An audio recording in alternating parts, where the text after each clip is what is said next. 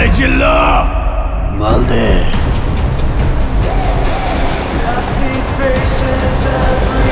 দর্শক, আমরা শাকিব খানকে নিয়ে ভিডিও বানাই, কেনই বা বানাবো না? একটা মানুষ কি একদিনে এত দূর আসতে পারে? তাকে তো তিলে তিলে এত দূর আসতে হয়েছে, তাই না? তাকে অনেক কিছু স্ট্রাগল করে আজকে এই পর্যন্ত এসেছে, যার কারণে তার তো একটু কি সম্মান পাওয়া উচিত, তাই তো? শাকিব খান এক কথা অসাধারণ ভাই। কালকা যে টিজারটা রিলিজ করা হয়েছিল, দেখার পর যেটা মনে হলো তিনি একদম অসাধারণ। তিনি এক ফ্রেমে দাঁড়ালে একটা সিনেমা নান্দনিক মুডেই চলে যায়। 2 যুগের বেশি সময়ের ক্যারিয়ারে তিলে তিলে নিজেকে এভাবেই তৈরি করেছেন, যার ফলস্বরূপ একটা প্রিয়তমা, তুফান এবং রিসেন্ট বরবাদ।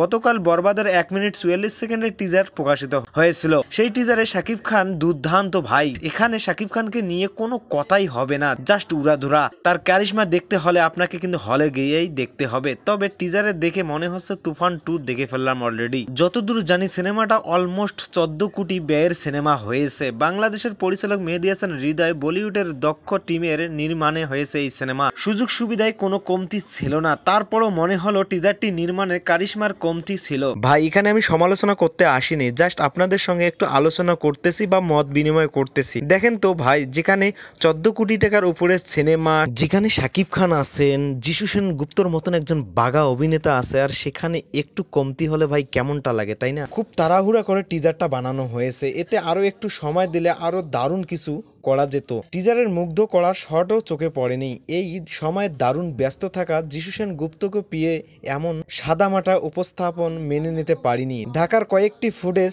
দেখানো হয়েছে, ফুটেজগুলো এলোমেলো লাগলো, তবে এটা নিঃসন্দেহে প্রশংসনীয়। পরিচালক বড় বাজেটের নিয়ে বড় স্কেলে দারুণ কিছু দেখানোর সাহস দেখিয়েছে। হয়তো হলে গিয়ে সেটা দেখতে পারবো। টিজার সেটাই আভাস দিয়েছে।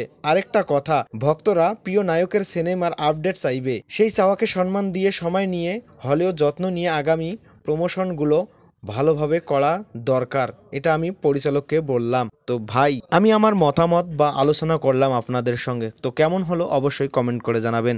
তো সবাই ভালো থাকবেন, সুস্থ থাকবেন, গুড বাই। এই চিল্লা মাল দে।